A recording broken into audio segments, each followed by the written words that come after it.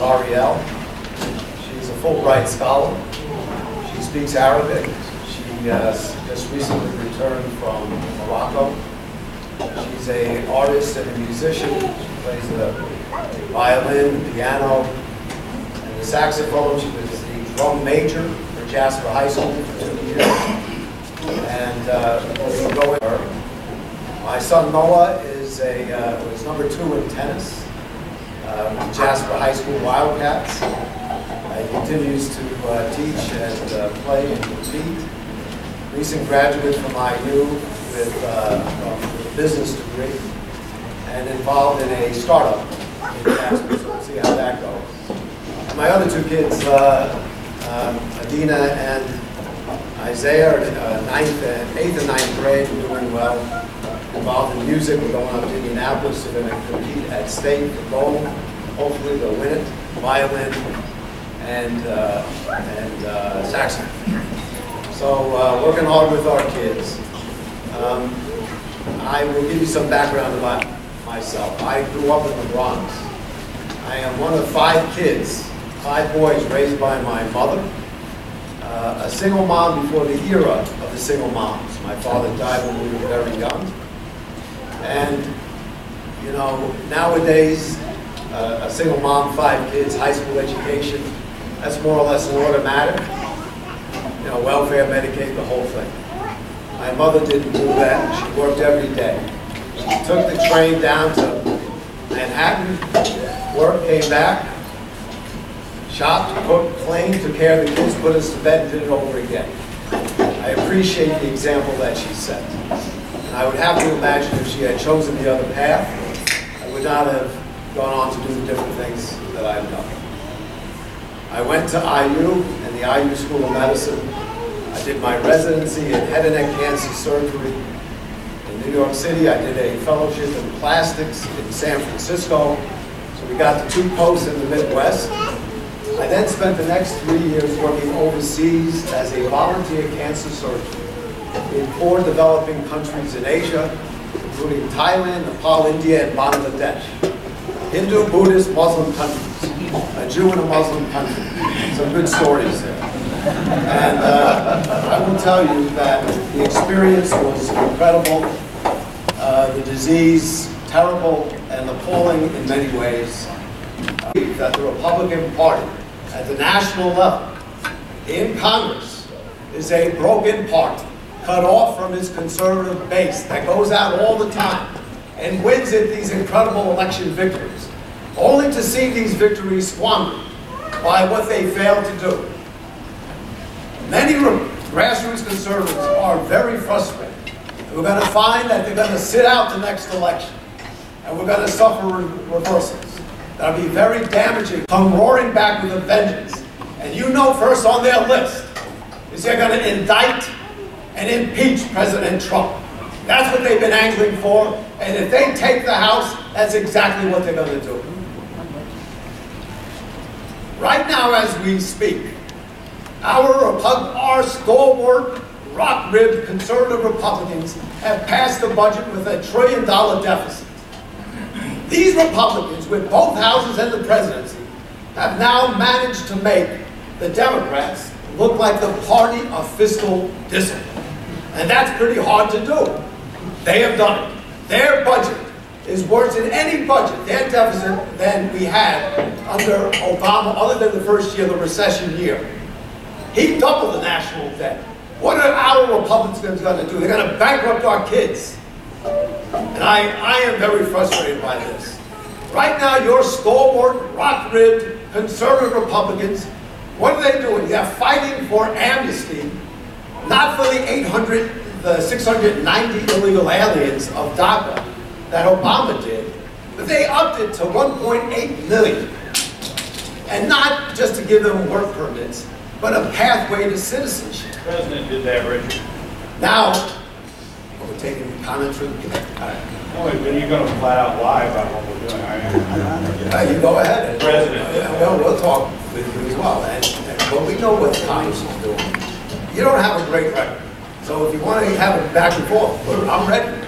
But let me continue. And you can make any comments you want to make. That's fine. But I'm going to tell you, right now the Republican Party is to the left of Obama on amnesty. Is that what you voted for? Is that what you want? No, sir. Okay. So we need to take back the Republican Party. That's the reason I'm running. If you like this Republican Party, if you think they represent your views, if you just feel like they're out there and they're fighting for your principles, for your policies and your values, you've got your party and you've got your candidate. But if you're tired of this withered, stand for nothing, status quo Republican Party, and you want to really take it back and make it an honest-to-God vehicle for conservative principles and conservative policies and values, then we need to take that party back. And I would argue that I would be your guy. You ought to take a look at my campaign. If you don't, fine. I go back to my life. Believe me, it's okay. I got a good life. But I'm doing this for a reason. I'm a busy man. I got plenty of things to do. And I don't need to add this to my life. I'm doing it because I'm sick and tired of this status quo Republican Party that pretends to be a conservative party. It pretends to be a vehicle for conservative principles, but obviously is not. And that's why I'm running. Now, let me mention, sorry my friend, just a quick, pull a Marco Rubio. So let me just draw out a couple of differences. All right, so we've got a primary here. All right, so I'm going to tell you one thing.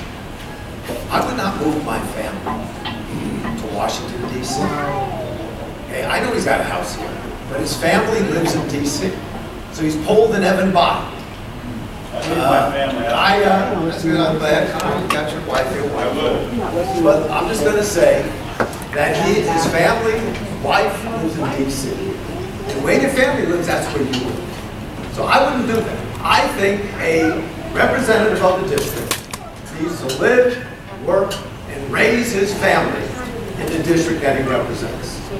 Okay, that's for you to decide. I'm bringing it up. I think it's an issue, and I assure you, if it was a Democrat, it would be an issue for the Republicans. So it's an issue. The other thing is he's got a very liberal voting track record. The Heritage Foundation, a conservative think tank, rates him at 52%. Now 52% is an average. The House Republican average for Heritage Foundation, a conservative think tank, is 68%. David Bratt, the conservative Republican who defeated Eric Cantor in 2014 from Virginia, he's 100%. Marlin Stutzman, former congressman from Indiana, he was in the high 80s. Now I can assure you, if our incumbent had those numbers, I wouldn't be running. I'd say, good, he's a conservative, I'm happy, I'm content. But 52% is a bridge too far for me. So I want you to understand, he's got a very liberal voting record. And that's why I'm running.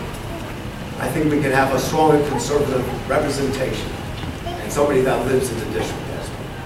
Now on my issues, I'm just going to tell you quickly.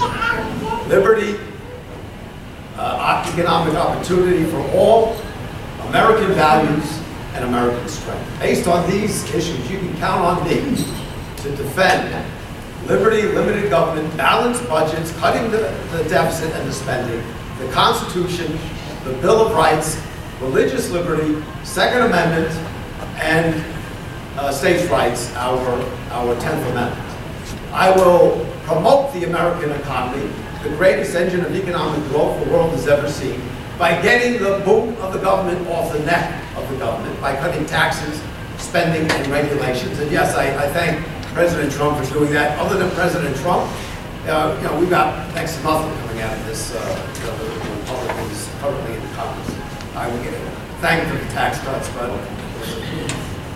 anyway, I would rate in the EPA in their war on fossil fuels. I love fossil fuels. I love coal and natural gas and oil. I want you to know that thanks to American ingenuity, like fracking and other technologies, America is at the dawn of not just an age of energy independence, but of energy dominance, the likes of which we have not seen since the heyday of John D. Rockefeller and Standard Oil. And I promote all of that. And I want you to know I will stand athwart against the against the pseudoscience fraud known as global warming And I want you to know that my favorite molecule in the whole world, once again, my best molecule, carbon dioxide. I love CO2. And you would too, if you remembered your 5th grade biology, you know that carbon dioxide is not a pollutant, it is indispensable to life. I would build a wall. I oppose DACA, amnesty, and chain migration, and birthright citizenship. I think it's time for American citizens to step out of the shadows. I think it's time we help American dreamers. And I think it's time that we begin deporting illegal aliens. That's where I'm at. I think it's a disgrace for the Republican Party and our federal government that 16 years after 9/11, they have not secured our southern border, period. The funding was there, the law, bill defense, 2006, still haven't done it. We've had Republican houses and Congress before, still have not done it. I would rein in our left-wing, out-of-control federal court. I would, we'll finish up quickly. And I'm going to tell you that I stand for American values, and that means faith and family as the hallmark of a strong, vibrant civil society. I tell you, I support Israel. I appreciate the support that many Christians give to Israel. I thank President Trump for recognizing Jerusalem as the capital of Israel. And I will tell you that I believe this is a Christian country, founded on Judeo-Christian principles. They are at the heart and soul of American greatness, and I will be a defender of those principles. And let me just say, we need to build up our military. I believe that America is safer and the world is safer when we have the strongest military in the world. If you want a conservative champion in Washington that will not let you down, I would be your guy. If you want a conservative voice in Congress that will not betray you, I would be your guy. I'm Dr. Richard Moss, and I am running. Hey, before I finish up, we got handouts. You want some yard signs and palm card. My man Dave Nixon is back there, and sign up, palm cards, whatever you like. We got it. I am Dr. Richard Moss, and I am running for Congress. Thank you very much.